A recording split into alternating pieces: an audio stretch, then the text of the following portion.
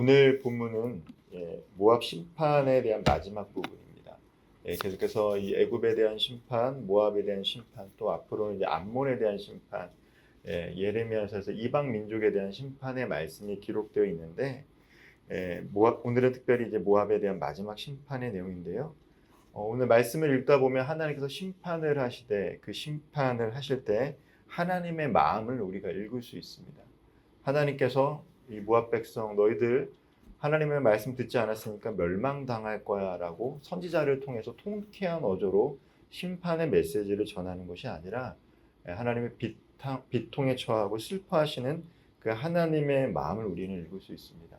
특별히 우리가 성경을 읽을 때 하나님의 말씀을 읽을 때 하나님의 마음을 읽는 것이 중요하죠. 이야기를 이해하는 것보다 더 중요한 것은 우리가 믿고 계신 하나님은 어떠한 분인가, 그리고 하나님의 마음은 무엇인가를 우리가 알기 위해서 사실 성경을 읽는 것이기도 합니다. 오늘 본문 36절 말씀을 같이 한번 읽어보도록 하겠습니다. 그러므로 나의 마음이 모압을 위하여 피리같이 소리내며 나의 마음이 기레레스의 사람들을 위하여 피리같이 소리내나니 이는 그가 모은 재물이 없어졌습니다. 오늘 본문에서 어떻게 우리가 하나님 아버지의 마음을 알 수 있습니까?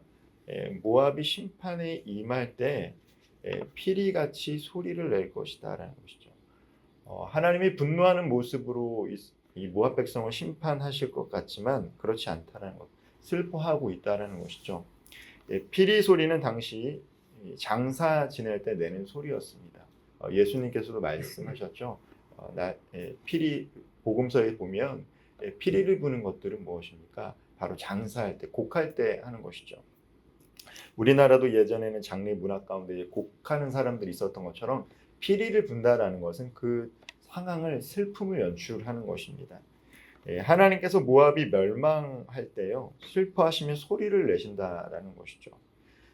특별히 모압이 심판받을 때 하나님께서 슬퍼하신 이유가 36절에 기록이 되어 있습니다. 하나님이 피리 소리를 내는 것처럼 곡하면서 슬퍼하는 모습을 표현하시는데 그 슬퍼하는 이유는 다름이 아니라 모압이 모은 재물이 없어졌기 때문이에요.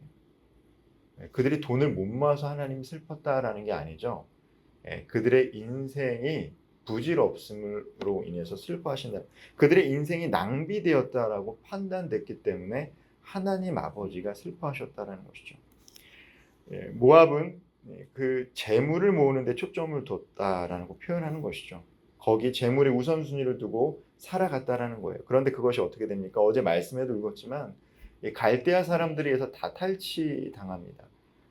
포도 농사를 잘 져서 그들이 부유한 삶을 살고 싶었는데 그 포도도 다 뺏긴다라는 것이죠. 거기에 초점을 두고 살았던 민족인데 다 부질없게 됐다는 것이죠. 인생이 낭비되었기 때문에 하나님 슬퍼하신 것이죠. 하나님만으로 자랑하고 하나님을 경외하는 모습으로 인생을 살아갔다라면 그 인생을 두고 하나님 칭찬하시고 기뻐하셨을 텐데 그러지 못했기 때문에 슬퍼하셨다는 것입니다. 모든 사람은 하나님의 형상을 따라 창조되었기 때문에 그가 심판받고 멸망하는 것은 참으로 슬픈 것이죠. 악인조차도 하나님이 창조하셨다라는 것을 우리는 기억해야 됩니다. 이 피조 세계는 하나님이 다 창조하신 것이죠. 인생에 대한 평가가 있을 때 그가 인생에 쌓은 것들이 허무한 것으로 무너질 때, 그리고 그렇게 드러날 때 하나님 아버지는 슬퍼하신다라는 것입니다. 악인도 하나님께서 창조하셨기에 하나님의 관점에서 악인 그 개인의 인생도 존귀한 것입니다. 우리는 어떻게 사람이 저럴 수 있을까? 저 사람이 정말 사람일까라고 평가하는 그 사람조차도 하나님이 그 한 개인을 봤을 때는 존귀한 인생이라는 것이죠. 그러기에 하나님은 악인들의 인생을 심판하시지만 기뻐하시는 것이 아니라 슬픔과 탄식으로 심판하시는 분임을 우리는 기억해야 됩니다. 하나님의 마음을 가진 사람은 그 대상이 누구든지 누군가 무너졌을 때, 아픔을 겪을 때, 고난을 겪을 때 쌤통이다, 벌 받는구나 라가 아니라 그들을 위해서 기도해주고 슬퍼하는 마음을 가진 사람들이 바로 하나님의 아버지의 마음을 갖는 사람들이다라는 것입니다. 오늘 본문 42절 말씀 같이 한번 읽어보도록 하겠습니다. 모압이 여호와를 거슬러 자만하였으므로 멸망하고 다시 나라를 이루지 못하리로다. 어제 함께 말씀을 나눴지만 모압은 교만했습니다. 헛된 것을 자랑했습니다. 헛된 것에 소망과 기쁨을 두었기에 하나님께서 심판하셨습니다. 그러나 그럼에도 불구하고 여전히 하나님께서는 그들을 마음에 두고 계시다라는 것을 우리는 이 말씀을 읽으면서 기억해야 합니다. 46절 말씀 제가 한번 읽어보도록 하겠습니다. 모압이여 내게 화가 있도다. 그모스의 백성이 망하였도다. 내 아들들은 사로잡혔고 내 딸들은 포로가 되었도다. 모압이여 내가 화가 있도다라는 뉘앙스는 잘 됐다라는 게 아니라 불쌍하다라는 의성어입니다. 안 됐다라는 것이죠. 선지자 예레미야를 통해서 하나님의 탄식 소리를 우리는 읽을 수가 있습니다. 하나님께서 심판하시지만 모압이 안타깝다라는 것이죠. 하나님은 그들이 회복되고 돌아오기를 원하시는 분이십니다. 오늘 본문 47절 말씀 같이 한번 읽어보도록 하겠습니다. 그러나 내가 마지막 날에 모압의 포로를 돌려보내리라. 여호와의 말씀이니라. 모압의 심판이 여기까지니라. 하나님은 심판의 메시지를 전하지만 항상 회복의 메시지 또한 겸해서 전합니다.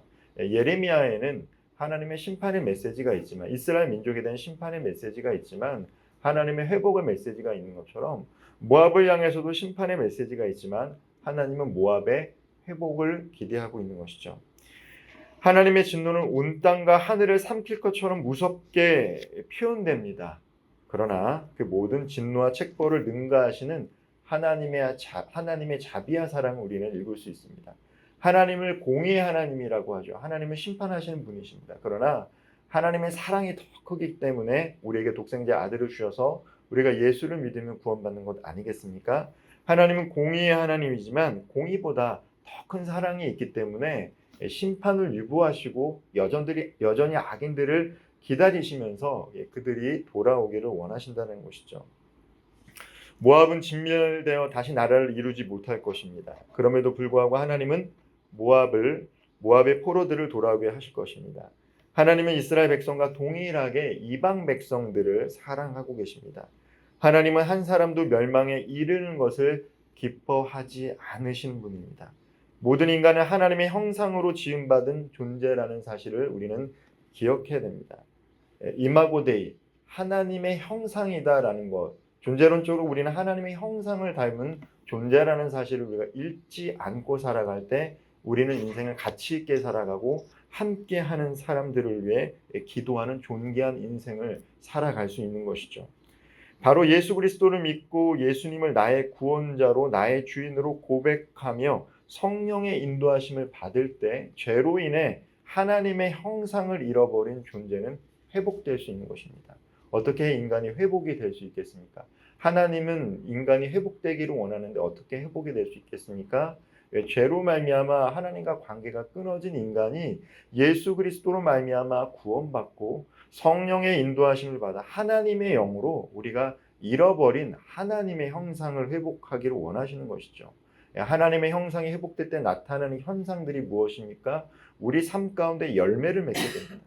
갈라디아 5장 22절과 23절에 나타나는 성령의 9가지라는 인격이 우리 삶 가운데 나타나게 되는 것이죠.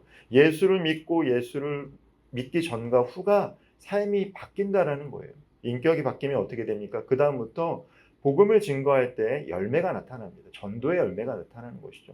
회복이 되면 사람이 변하고 변화된 사람을 통해 복음 증거의 놀라운 역사가 일어나는 것입니다. 하나님은 이 놀라운 회복이 우리들의 삶 가운데 일어나기를 원하십니다. 모압의 회복은 예수 그리스도의 구속으로 성취되게 됩니다. 모압만이 아니라 온 세계가 다 그리스도의 십자가 구속의 은혜로 생명을 얻게 된 것입니다. 우리는 주께서 이루신 구원 사역에 모압과 같은 이방 족속들을 초대하는 선교적인 사명을 감당해야 합니다. 하나님께서 모압을 심판하시면서도 모압 때문에 슬퍼하시고 그들을 품으시는 것을 보았습니다. 오늘날 세상 사람들은 모압보다 더 예수 그리스도를 조롱하고 교회를 조롱합니다. 그러나 우리는 하나님의 마음으로 세상을 위해 기도하고 품을 수 있어야 합니다. 혹여라도 하나님께서 그러한 자들을 깨우쳐 돌이키기 위해서 그들의 삶 가운데 심판을 허하신다면, 그래서 그들이 고난과 고통을 당한다 할지라도 우리는 기뻐하는 것이 아니라 위로해주고 슬퍼할 수 있어야 합니다. 하나님께로부터 긍휼히 여김을 받지 못할 인생과 존재는 없기 때문입니다. 하나님 보시기에 어떤 인생이라도 다 긍휼한 인생인 것이죠. 예, 말씀을 좀 마무리하겠습니다. 모압에 대한 긴 심판의 메시지는 우리에게 한 가지 교훈을 줍니다. 하나님은 범죄한 나라, 악한 자까지도 품으시며 그들이 돌아오기를 기다리시는 아버지라는 사실입니다. 우리는 하나님 아버지의 마음을 품어야 합니다. 하나님은 집 나간 탕자와 같은 모압을 지금도 찾고 기다리고 회복되기를 원하십니다. 오늘 우리를 조롱하고 우리 삶 가운데 아픔을 주었지만 하나님의 사랑으로 회복되어야 할 가족들, 친척들, 이웃들, 동료들은 누굽니까? 우리를 모욕하고 조롱하고 아픔을 주었지만 하나님의 사랑으로 회복되어야 될 존재들이 있다는 것이죠. 하나님의 마음을 품고 그분들이 예수 그리스도의 피로 회복될 수 있도록 기도해 줄 수 있는 성도님들, 그로 말미암아 그들 또한 하나님 안에서 참 자유와 평안을 이룰 수 있도록 하나님 보시기에 축복의 통로가 되는 쓰임받는 성도님들 되기를 주님의 이름으로 축원드립니다. 기도하겠습니다.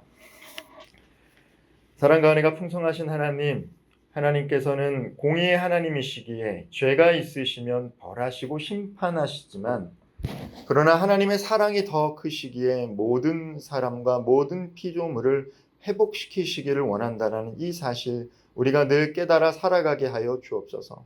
하나님, 모압이 이스라엘 백성들을 조롱하고 교만하고 헛된 것을 자랑했을 때 그들을 심판하셨지만 그럼에도 불구하고 하나님의 마음은 탄식과 아픔과 슬픔이었음을 우리가 보게 됩니다. 우리 또한 교회와 우리들을 조롱하고 모욕하고 아픔을 주었던 사람들이라 할지라도 그들의 영혼을 위해 기도하게 하여 주시고 그들이 예수 그리스도 안에 사랑으로 회복될 수 있도록 축복의 통로가 되게 하여 주옵소서. 하나님께서 오늘 우리들에게 중보자의 사명을 허락하셨사오니 우리의 가족과 친척과 이웃과 이 나라와 이 민족을 위해 계속해서 기도하게 하여 주옵소서. 이 모든 말씀 우리 구주 예수 그리스도의 이름으로 기도합나이다. 아멘.